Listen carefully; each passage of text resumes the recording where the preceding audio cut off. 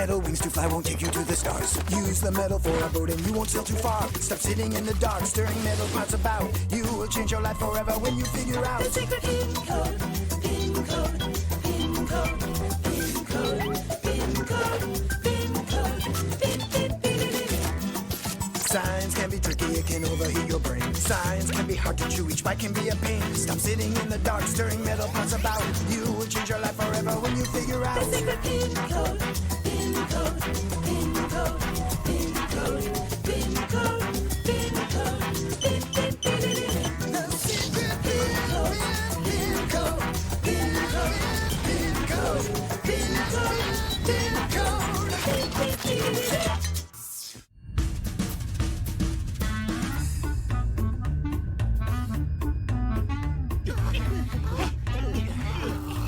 Pedal, people. Keep it up. 1, 2. Put your beak into it, or your snout, whatever's in the middle of your face. Whoa, hey there, sweaty sports people. Anybody seen my honey? Oh, there you are. Hey, Sky Bear, why do you always miss our daily exercise sessions? Is that a joke? There's no gravity here in space. All that exercise for what? There's no need to walk up here. But you won't be up here forever. You are planning on going back to Earth someday, right? Well, of course I'll go back sometime. Though if I'm being truthful, I'd live like this forever. My friend, you must see the importance of staying in shape, especially when you're in null-gravity environments. Your body needs it. But just floating is awesome. You should never take your health for granted, you know. If you don't look after yourself, someday you'll be sorry. My health is fine, thanks. I'm strong as a bear. Maybe for now, but when you're back in gravity again, your bones and muscles are not going to be nearly as strong as they once were. That might be true for all you guys, but we bears have muscles like steel, and our bones are like granite. Well, you're sort of right, but I still don't think you're getting it. Incredibly, our bones are about 4 times stronger than steel. The secret to our bones' amazing strength lies in what bones are made of and how they're put together. The outer layer of our bones is a hard, compact mineral composite, but the inside is a collagen-based honeycomb matrix. That makes the bones somewhat flexible, and that flexibility protects us from breaks and helps make our bones able to withstand enormous pressure. If the entire bone were just the hard substance, it would be more vulnerable to breakage. Glass is a good example. If you smash glass with a brick, don't do that. It falls to pieces. But notice that when glass is broken with a gunshot, if the cracks don't spread, the glass will stay intact. The cracks are what bring about further breakage. So, the flexible collagen within our bones prevents cracks and also prevents cracks from spreading, making our bones not just stronger, but less breakable.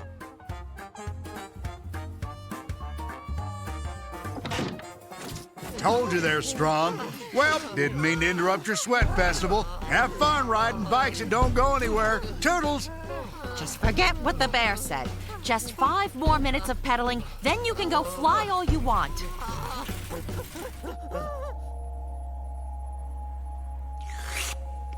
Ah.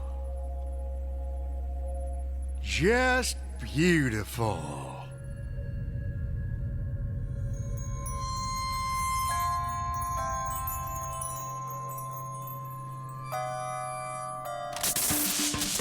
What?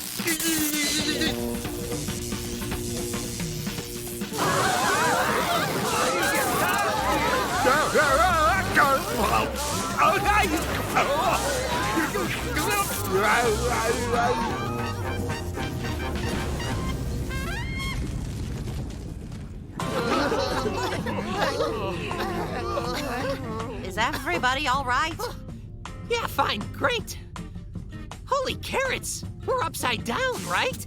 If I had to guess, Something shorted the controls out, and this moon's gravity pulled us down. Can't say the view does very much for me. I don't see any hotels.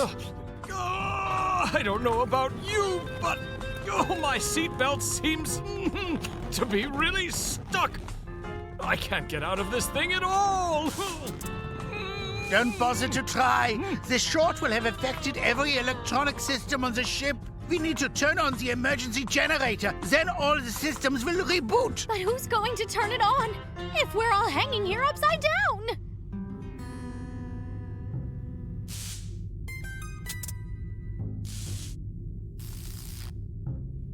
Well, there's Barry. Well, we're gonna be here for a while. What just happened? Please? What? Well, whatever it was is a humdinger of a snafu. Oh! What's going on with me? Something's really wrong. Oh, gee. Golly, I can hardly move. I'm a bear. A great, big, strong bear. Somebody help me. Hey, that's Barry! Barry! Barry, help me! Oh, boy. Are you there? I can't see you. Yoo-hoo! Just look up. What are you doing up there? Waiting to be rescued by a bear. All right, here I come. Turnips. What is happening to me? I can hardly move. Must have broken something in the crash. It's what we warned you about, Mr. Steel and Granite. Your body got used to no gravity. You haven't used your muscles in a long time, and they've gotten weak. Modern humans appeared somewhere between 100,000 and 200,000 years ago. And now humans have become the most powerful creatures on Earth. Our bones are stronger than steel, and our muscles can be strong and resistant. Of course, this wouldn't be the case without the effort of regular exercise. What now? Bears are just born strong.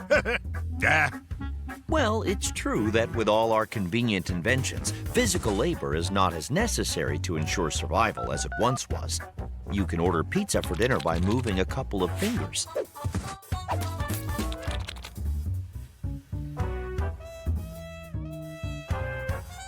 And going to work just means getting into the car, pressing the pedals, and turning the steering wheel. I'm working up quite an appetite. Turning this wheel, hitting buttons on a keyboard. Oh! While our lifestyles may have changed, our inner construction is essentially the same as our ancient ancestors. All of our modern conveniences have led to an increase in eating unhealthy food and a decrease in exercising. And as a result, many people are now overweight.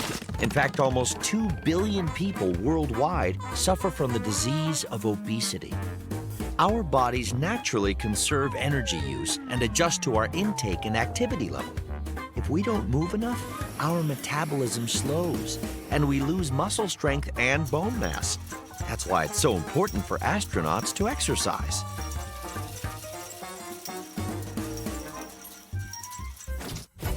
I get it now. The exercise. I'll join in from now on, guys. Congrats on the breakthrough and all, but could you maybe get us down from here first? We need to turn on the emergency generator, or else we'll be hanging here forever! But you have to be careful! Your bones are fragile right now! And while the gravity here on the moon is lower than it is on Earth, one careless move could cause a serious injury, even to a big, strong bear. And if you get hurt, we're all in serious trouble! But, you know, no pressure! Where's that generator? I hope it isn't far. The generator turns on with a big red lever. It's near the control panel. You can't miss it. Well, that couldn't be in a worse place.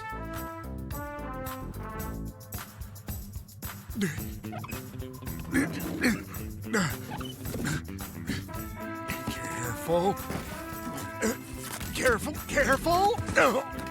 This is no big deal at all for a normal bear, and a really bad idea for the bear with glass bones.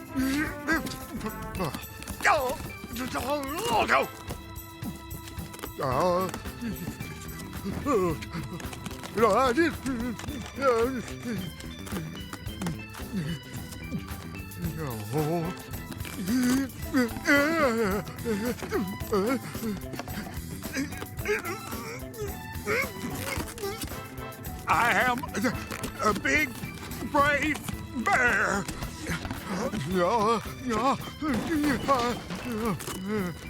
But you have to be careful! One careless move could cause a serious injury, even to a big, strong bear.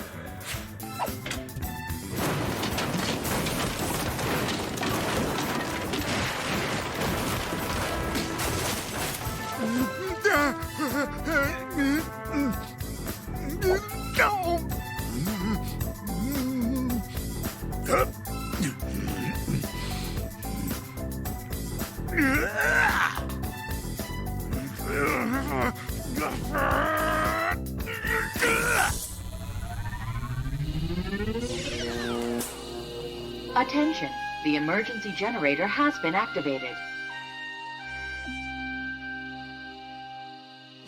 While many people dream of simply taking a pill to control weight gain and prevent the loss of muscle mass, no such pill exists. And that's a good thing, because the best prevention and the best cure for obesity is eating good, healthy food and getting plenty of daily exercise. Then you'll be strong, healthy, and ready for anything.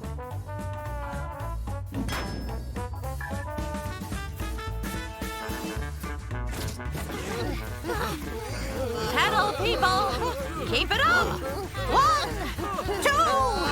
1, 2! That's it! Put my ears into it.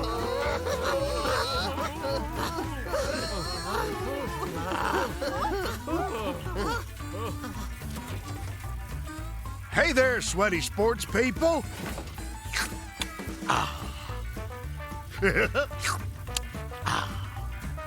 Don't forget the tail of the broken bear. Pedal, or this could happen to you. Never! Faster! Faster! Exercise, yeah. Take care of your muscles and bones, or you could end up exactly like me.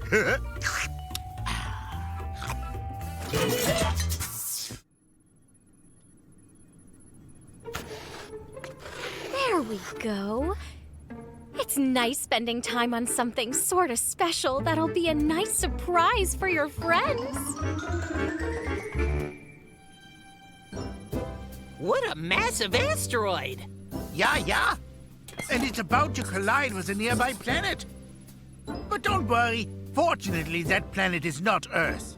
Holy carrots! Oh, that's gonna be crazy great! We'll totally see it burning and exploding and stuff, right? I imagine, yes. It will be an unforgettable event. But in advance of the collision, we are going to conduct a one-of-a-kind experiment. We aren't able to study this sort of phenomenon every day, right? We just need this great big asteroid's help. But isn't that dangerous? Not at all, my dear worrywart friend. There's still plenty of time. Surprise! Heart pendants! Heart? Gimme! Excellent craftsmanship. Fine. Now that we're so fashionable, let's thank our dear friend here for the lovely gifts and turn our attention back to the asteroid. But prior to undertaking our exciting experiment, I'd like to ask, how much do you know about electrical currents?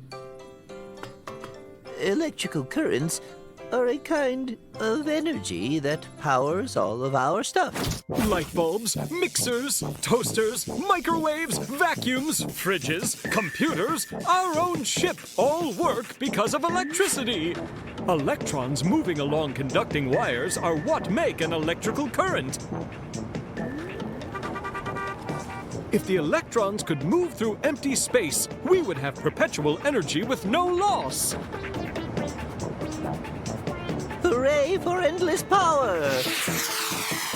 But no, electrons can't flow in a vacuum. But among metal atoms, it flows quite nicely. And when those electrons collide with the metal atoms, they end up giving those atoms part of the energy that they're carrying. Which means, unfortunately, the energy will run out over time. Isn't it considerate of the electrons to share like this? No! What does the asteroid have to do with this? Patience, my enthusiastic friend, patience.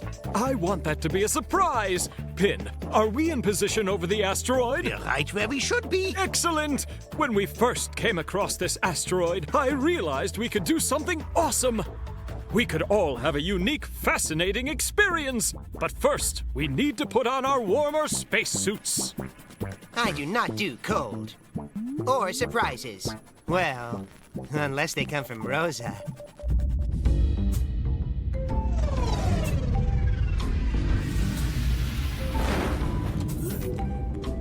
Remember, do not take off your spacesuit. There's no air, and you'll freeze solid in about 12 seconds. And also, my excitable friends, the asteroid's gravity is quite low. One careless jump and you'll fly off into space like a wee furry rocket. Hey, this is really fun! This is the big surprise, right? Actually, it's not. I'm not exactly sure what's going on here. What the slop are you guys doing up there? And how come I'm the only one not floating, huh? Is this asteroid saying that I'm fat? Maybe because you're the only one not wearing one of the pendants you gave us. What did you make these things out of, Rosa? They're just paper. Oh, and I also glued little magnets to the back so you could hang them on the fridge. Oh, and also a half tablespoon of love. Now I understand. The pendants did this. Because of the love? Because of the magnets, of course. Hang on. If you wear a magnet, you can fly? Not really. This is just because magnets aren't compatible with superconductors. I don't understand that at all. Could you explain it one more time in bird brain terms? Of course. Please try to keep up. The atoms and conductors are constantly vibrating, and the electrons are colliding with them and giving away energy. Because of this, the electrical current decreases. And the higher the temperature, the stronger the vibration and resistance for the electrons and their energy. So, if the temperature decreases, the resistant force will decrease too? Yes, that's right. Exactly. Moreover, though, in 1911, a Dutch physicist, Heike Kamerlingh-Onnes, discovered that if the temperature of the conductor is lowered to minus 270 degrees, the resistance force disappears completely. And this phenomenon is now called superconductivity. And the conductors that can be cooled to do this are called superconductors. You move faster with nothing in your way? That's not exactly an earth-shattering revelation. What does all this got to do with Rosa's magnets? Quite a lot. All superconductors have a unique property in common. Superconductors and magnetic fields repel each other. That means that anything magnetized would float over a superconductor. The asteroid we landed on is a conductor with a unique composition. But because of space's ultra-low temperatures, they're very close to absolute zero, then the asteroid becomes a superconductor, and the superconductor asteroid pushes out against the magnetic field of the magnets on the back of our pendants. Sorry about that. My feelings won't be too hurt if you throw them away. That's not true. They'll be crazy hurt. So if we take these hard things off, then we'll float back down, right? Don't do that. Stop. There's no air, remember? And it's cold, too. So we just float here forever? I'll pull you back inside the ship. No worries. Be careful, my friend. If you jump too high, you could end up floating forever through the vacuum of space. For the record, I didn't want to come out here in the first place. Is it me, or is it getting colder out here, guys? Yeah, that's the lack of energy. We're all going to get very cold. But don't worry, we'll run out of air long before we freeze. Gee, thanks, Pin. We all feel much better now. Look at that. Well, looks like we don't need to worry about running out of air after all. The asteroid is going to collide with the planet before we run out of air. Surprise. Did I mention I don't like surprises? But I hate this one more than all the others put together.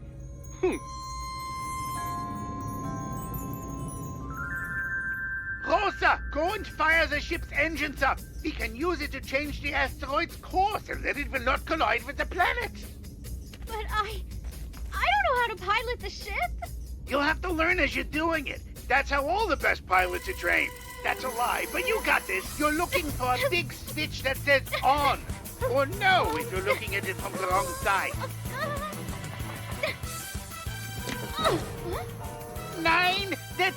KikoRiki Wonderland switch. Keep looking.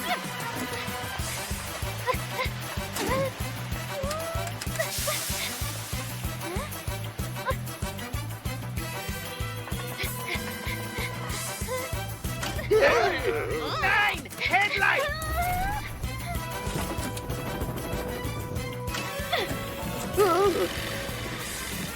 Okay, at this point you've literally hit all of the wrong buttons.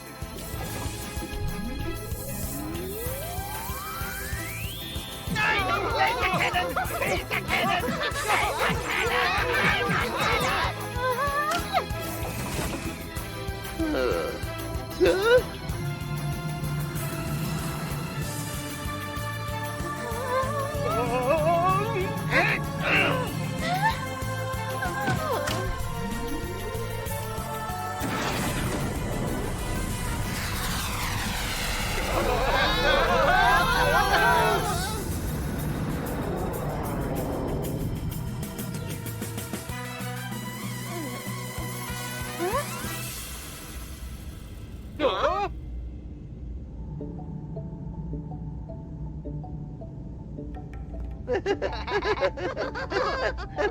Try not to laugh so hard, my friends. We still have a limited air supply. I think I figured out how to turn on the heater. Should I use it to warm you up a little? If you stay out here much longer, you'll turn into a bunch of Riki-sicles. Of course! You're a genius, Rosa! We should warm the asteroid with the heater. It'll stop superconducting if we're successful at warming up its temperature.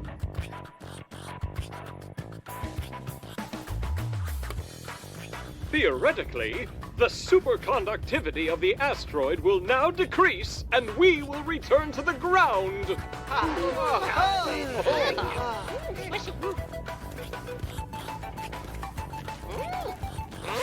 Crash?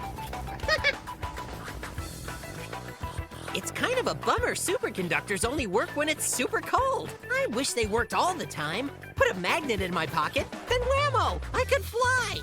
That would be awesome, my always dreaming friend, wouldn't it? Hopefully that day will come. Someone will come up with a superconductor that works at normal temperatures. Whoever does will be a shoo-in for the Nobel Prize, and they'll get their own reality show. When that day comes, the world at last will see the noble penguin fly.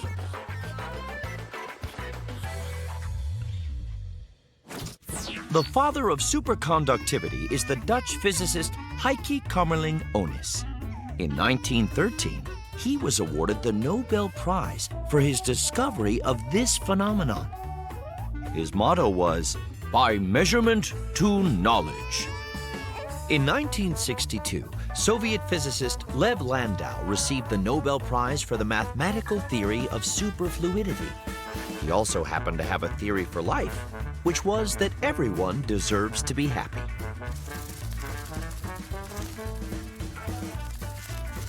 In 1972, 3 American physicists, John Bardeen, Leon Cooper, and Robert Schrieffer, received the Nobel Prize for further developing the theory of superconductivity. And in 2003, 3 more scientists received the Nobel Prize for significant contributions to the theory of superconductivity: Alexei Abrikosov, Vitaly Ginzburg, and Anthony Leggett. Ginzburg, whose youth was during the Second World War, joked that his love for lower temperatures springs from an especially cold winter in 1942. Recently, new superconductors have been discovered that work at the temperature of just -170 degrees Celsius. Perhaps someday we'll find substances with zero resistance at room temperature.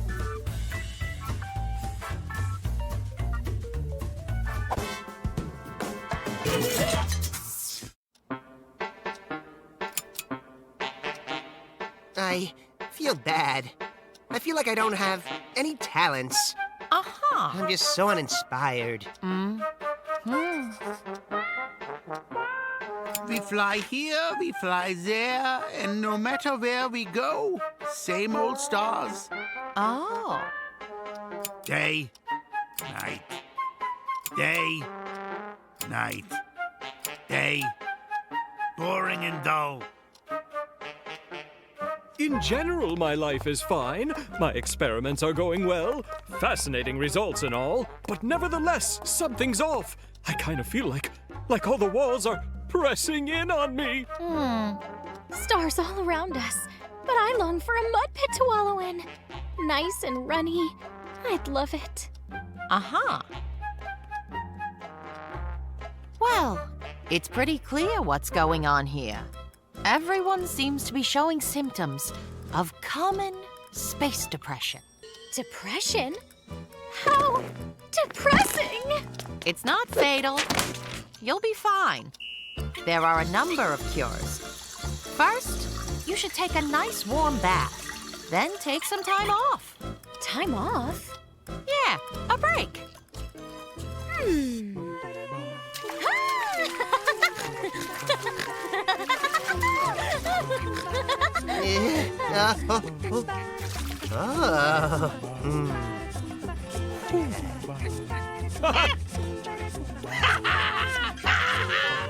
I'm the party penguin! Cannonball! What's going on? What's it look like? A warm bath, party, a little time off, like you said. Well, that certainly is a giant bath. Hang on, what's this? Tell me you didn't use our entire soap supply for this. Yeah, shampoo too. Best bubbles ever. You said a nice warm bath and time off would help us with our depression. Wonderful therapy, by the way. I already feel 100 times better. Your treatment really hit the spot. Thrilled to hear that. But our well-being would be even more endangered if for some reason we lost our soap supply. Cleanliness isn't nearly as important as feeling positive and happy again. My dear obsessively clean friend. Not nearly as important? Hoo-hoo! All our species would have died out if it weren't for a little thing called soap. Died of depression? Yeah, that too. The origins of washing with a substance come from prehistoric times. The first substance used wasn't actually soap, but clay. But isn't he dirtier now than when he started? Not at all. The clay was actually as good as modern soap for cleaning. But even with the invention of soap, our ancient ancestors were not aware of the value of keeping themselves clean. And in the big cities of the Middle Ages, people's life expectancy was often shortened by disease. You see, infections spread quickly in densely populated areas, like cities.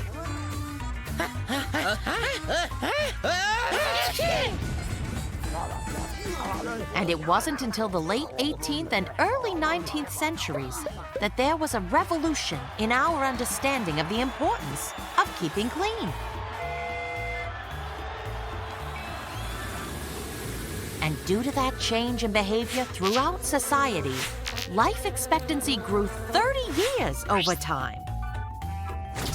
All right, I've got it now. To stay healthy is to stay clean. But up here in outer space, there aren't microbes or bacteria. Soap doesn't matter here. Up here we can wash up with only water, right? But it did wash away our depression. So Dankeschön, beautiful bath bubbles.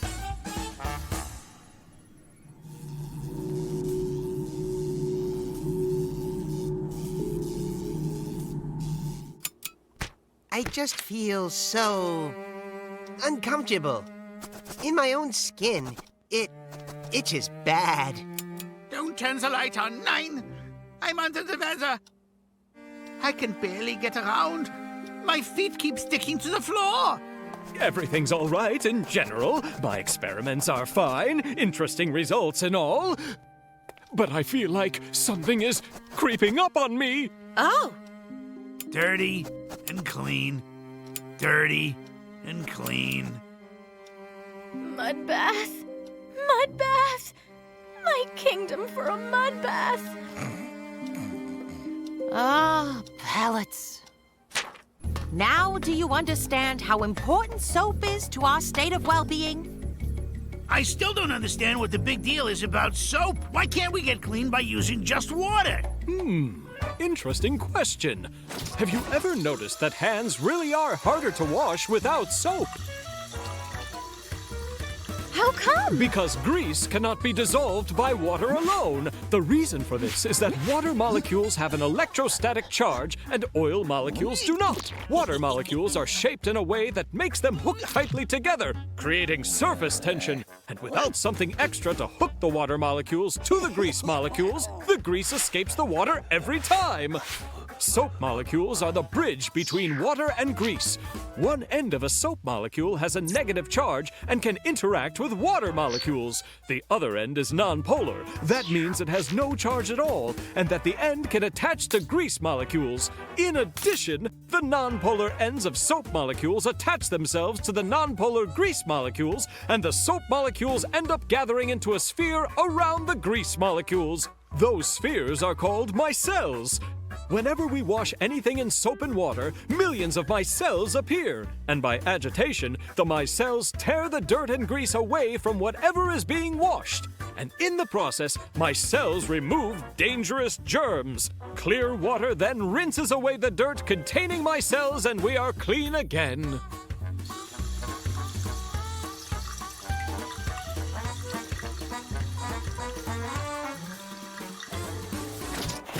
So we'll just stay dirty until we find some soap molecules? There must be an alternative to soap. We don't need an alternative. It has to be possible to locate some soap molecules in another place. Yes, dear friend, that's right. Good thinking there. In fact, those molecules could be found anywhere. You know what? They could be found in us. What? Really? For instance, similar molecules help us breathe. Amazingly, there are cells in our lungs that function like soap molecules. When we inhale, the air flows down the trachea through numerous small tubes called bronchi and finally fills hundreds of little sacs called alveoli. From the alveoli, oxygen gets into our blood vessels and is carried throughout the body.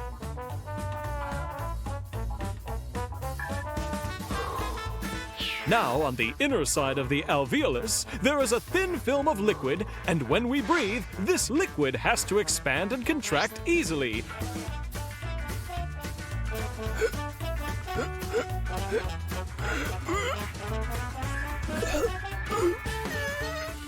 If this film consisted of just water molecules, it would be very difficult to stretch, because every water molecule is positive on one side and negative on the other. They are firmly attached to each other.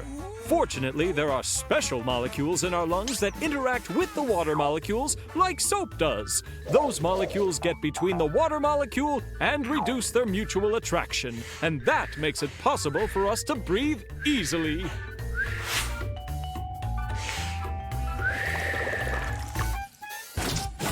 All right, then. There are some soap molecules inside us. Who are we going to get? Our soap from? Eeny, meeny, miny, sheep. No. We won't be cutting anyone up and harvesting soap from them. I just remembered a secret recipe I learned from my grandmother. My lousy memory. Can't believe I just thought of it now.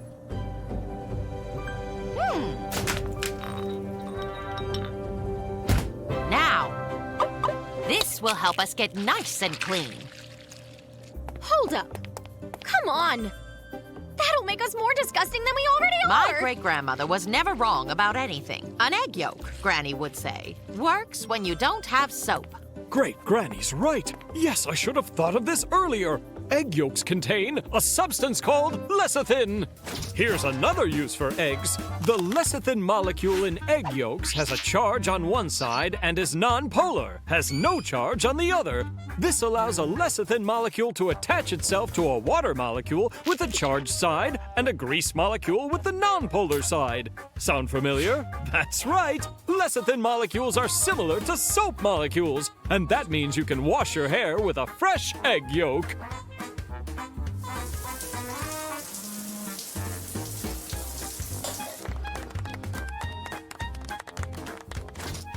fine. It is so good to be forever. You smell better now. Oh, yes, what they say is true. There's nothing like being clean in the morning and at night and in the afternoon.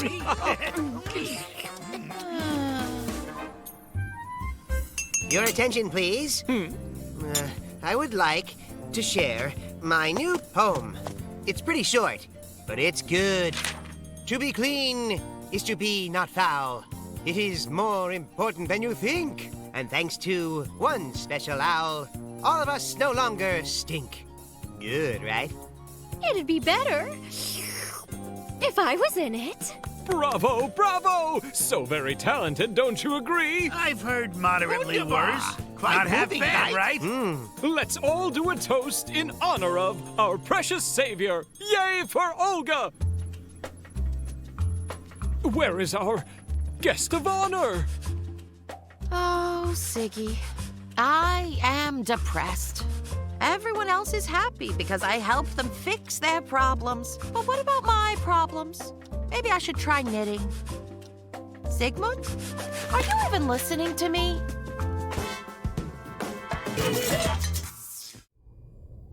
Happy birthday to you. Happy birthday to you.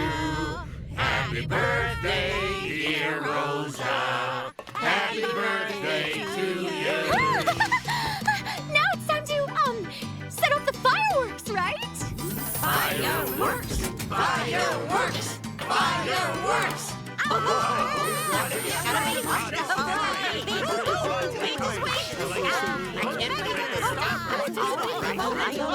The natives are getting restless. Hurry up there, Daco. Cool your horns, my impatient friend. Accuracy is most crucial in this process, as is being cautious.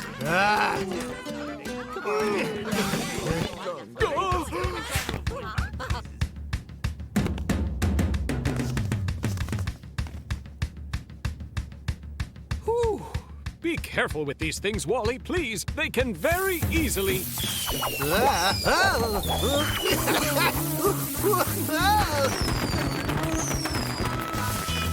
go off by themselves.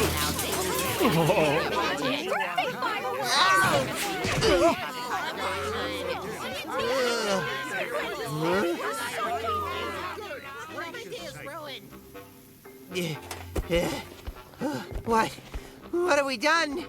Please say you can invent more fireworks. Well, first, this was not remotely my fault.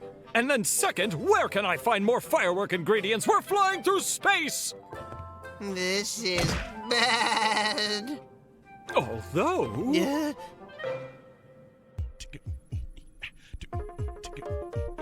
Hey, yeah! What's happening? It's fireworks time, isn't it? Just give me a few moments here, my lovely birthday girl. There's a little question I'd like to ask everybody first. Here it comes. What do you know about the life cycle of a star? What do you mean, a star's life cycle? Stars just shine forever, right? No, siree. Just like everything else, stars come into the universe, they live, and they die. The process just takes much longer with stars. Very much longer, in fact. It takes billions of years. A new star is created in a cloud of dust and gas called a nebula and consists mostly of hydrogen and helium atoms. When the dust and gas become heated through compression, if the mass of the cloud is dense enough, the temperature during the compression, as well as pressure, becomes so high that the atomic nuclei start joining and thermonuclear reactions take place. An enormous amount of energy is generated, and the compressed gas cloud starts shining, turning into a star. Are you saying there was a time our sun was a cloud like that? Like every star was, yes. But then, with time, it transformed quite a lot, growing into the sun, with which we're familiar. Thousands of years later, planets gradually formed around the sun. And one of these orbs eventually developed life. We're that life. While I love party-killing science lectures as much as the next girl, I was promised fireworks. Yeah, Rosa. But still, gee, this is interesting. And can you tell us the age of our sun? We can roughly estimate that it's in the vicinity of 4.5 billion years old. It's been around a while. Certainly it's mature, not a little baby anymore. Once a star has been formed, nuclear fusion occurs constantly in its core, using up hydrogen and releasing immense energy, enough to push against the force of gravity and keep the star in balance for billions of years. But this process is not infinite. Eventually, the hydrogen will be depleted and the star will either collapse or explode. Goodness, are you trying to tell us that our very own sun is going to, come to an end? What? Our sun will die? No more parties or fireworks? Hold me!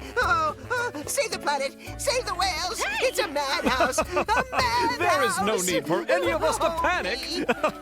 The life cycle of our beloved sun will not end soon at all.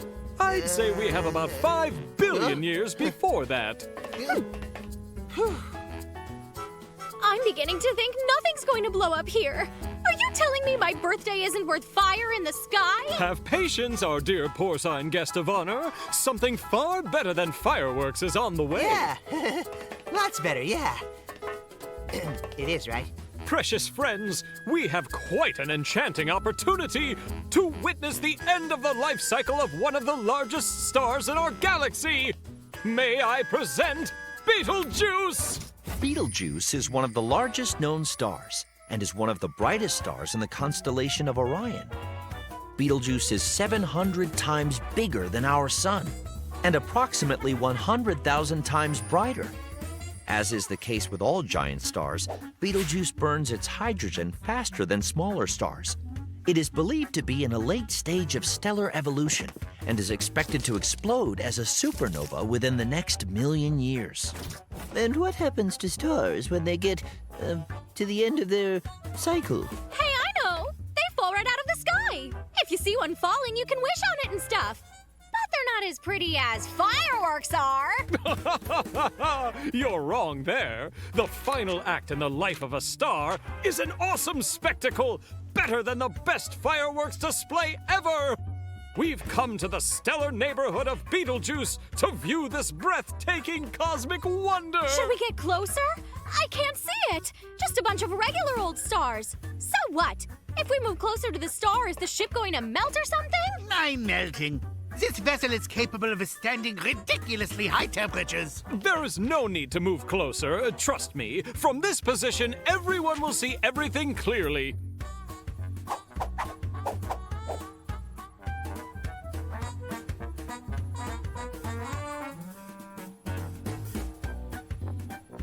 You can start the show now! Preferably while it's still my birthday. Frankly speaking, it should have already started, according to all my calculations. I don't understand it. Sorry, let me just calculate all of it again.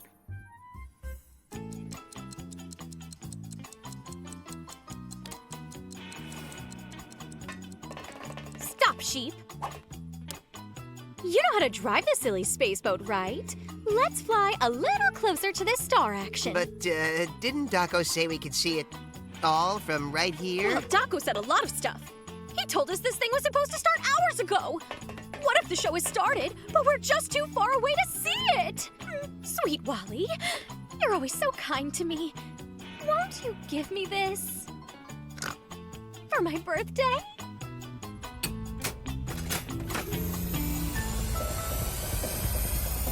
Closer! Come on, fly closer! Oh, this is awesome! It's my birthday! Yeah! It is better than fireworks!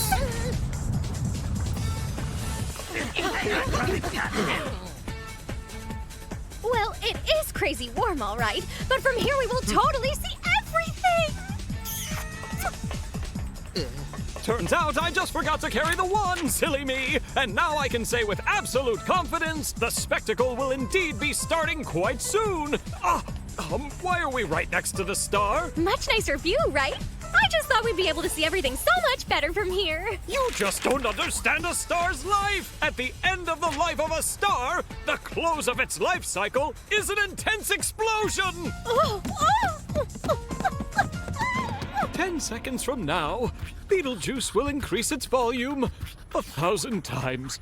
When there is no hydrogen left in the center of the star, fusion stops, and the star begins its collapse. This leads to intense pressure and heat, which in turn will lead to an explosion. Exploding stars become much bigger and brighter for a time. Sometimes the explosion of a star is the only time it is visible to us here on Earth. Exploding stars are called supernova. Betelgeuse may become a supernova sometime soon, although nobody can say exactly when it will happen. It's more likely that the flash of that supernova will be seen by a future generation. Perhaps they will see a second sun in the sky.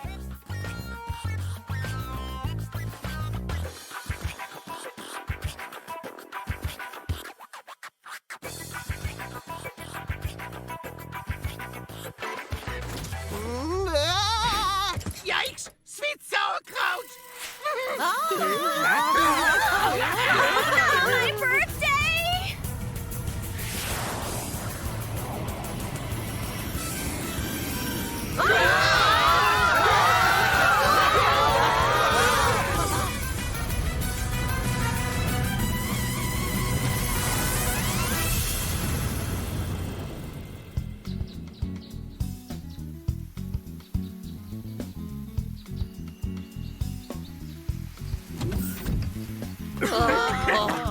That was not fun. I'm getting way too old for this stuff. Dumb star.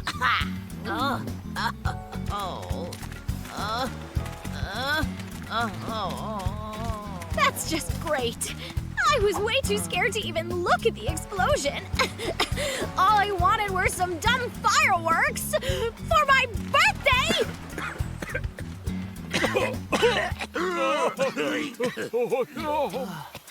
Look at that.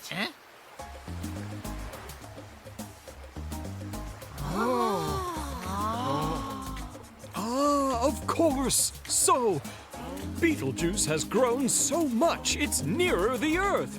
In fact, it seems it's shining bright enough now it's able to give our sun a little friendly competition. Isn't it just beautiful? It's the best birthday in the history of forever. Forget silly old fireworks. I got a whole new star!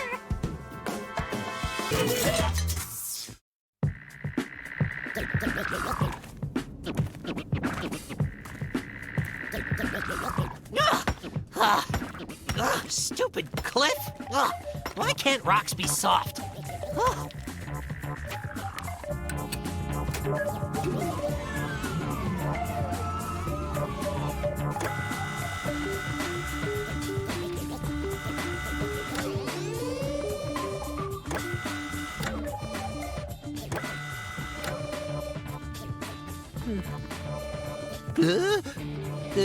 Can I help you? Guess not.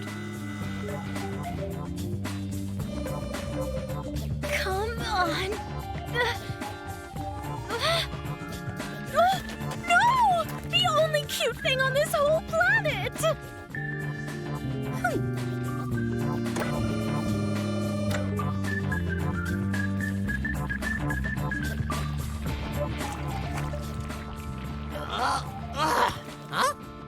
You see what we've stumbled upon? This new planet is amazing! We were even lucky enough to find water! Just think of all the amazing things we can find! Maybe even life!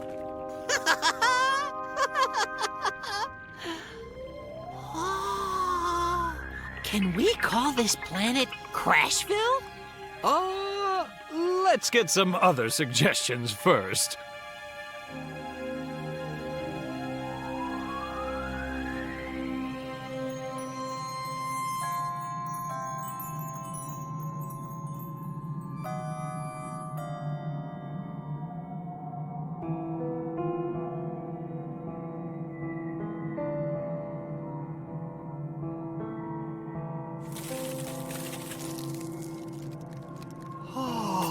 Whoa!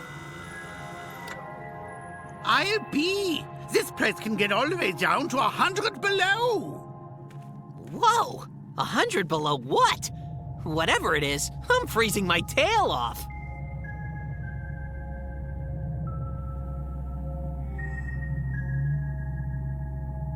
Come check this out. Something's down here.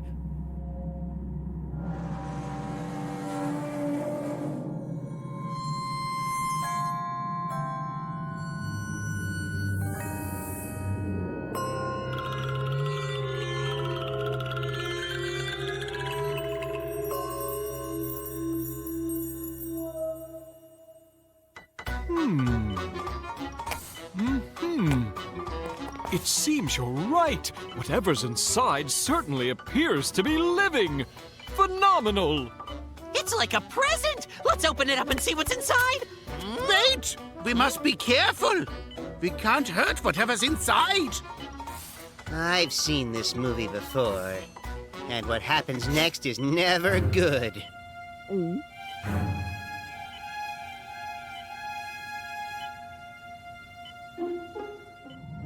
This is a bad idea, I tell you. Explorers bring back something cool from space. They take it all the way to their spaceship, they let their guard down, and disaster strikes. Hang on. What disaster? Bad disaster. Let's say the kind involving monsters. Imagine you wake up and decide to check out our mysterious life form. But when you get in there, seems the ice has melted already. You consider waking someone else up, but surely everything is fine. But wait, what's that noise?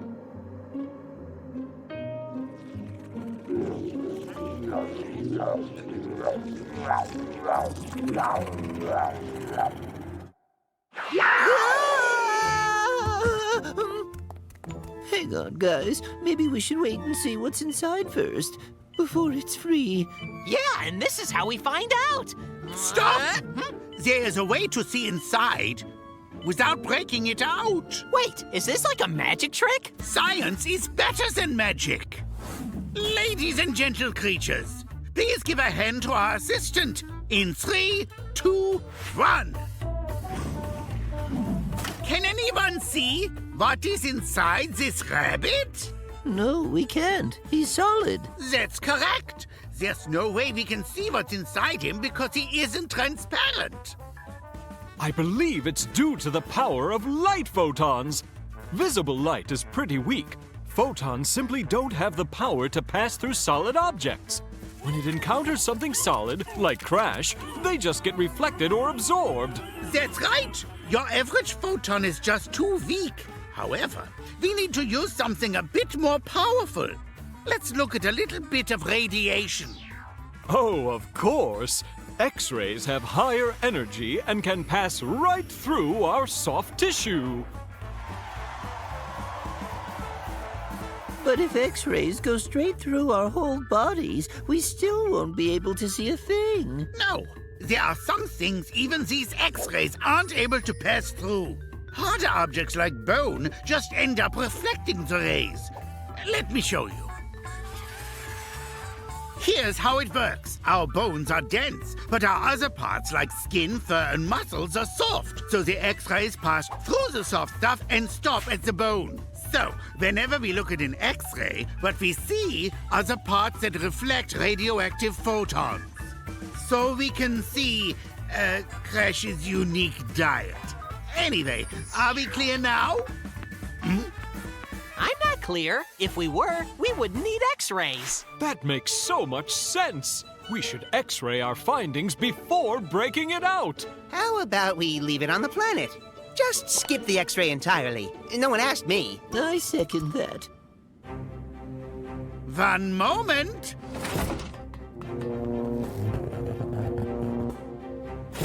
Well, what did you see? Wait, it's not that simple. We have to process it. Once the image is processed, then we can analyze our data. So thrilling! Well, we are doomed. No, don't say that. By the time those images get processed, we'll all be eaten. Oh, it's not true. Oh, help! We're all going to be eaten by a space cliché. Save me!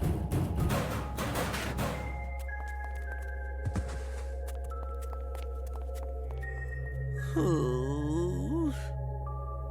It's amazing! We discovered new life! I knew there was something incredible inside! Phenomenal!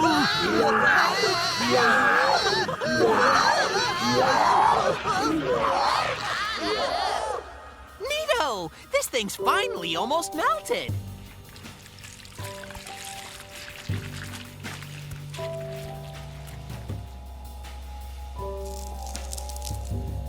What is that? Hmm?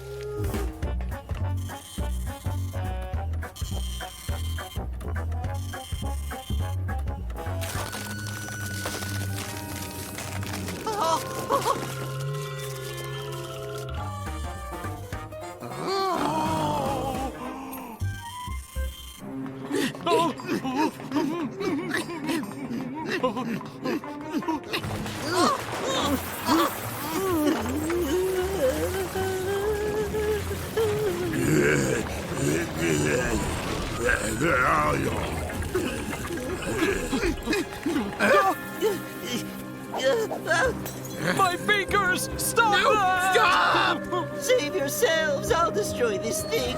Now, what gives?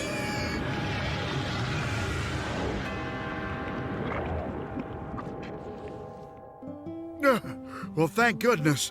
I was freezing in there. Being stuck in someplace cold is basically the opposite of what bears are supposed to do. But Barry, how did you get stuck in there? I fell. Was not too bright. I thought it was mud, but no. I froze instantly. Guess the sun went down. Lucky it found me. It wasn't fun.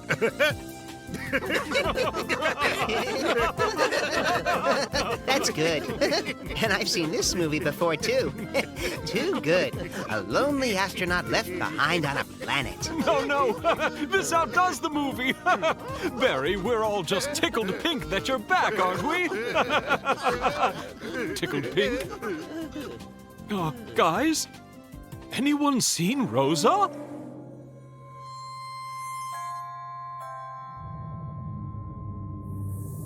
When I get back, all of you are gonna pay. Oh,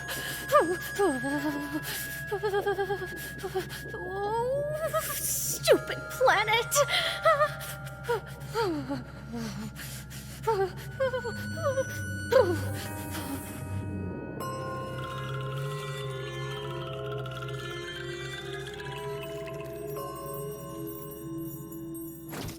X-rays are credited to a German scientist named Wilhelm Röntgen. After he discovered the X-ray, other scientists wanted to call it the Röntgen ray. However, he instead just wanted to name his discovery X-rays. Röntgen had stumbled upon a new type of physics that no one else really understood, but he knew that what he had found could be useful. Seeing people's bones could help medical science immensely. His discovery was so impressive, he won the very first Nobel Prize in physics ever in 1901.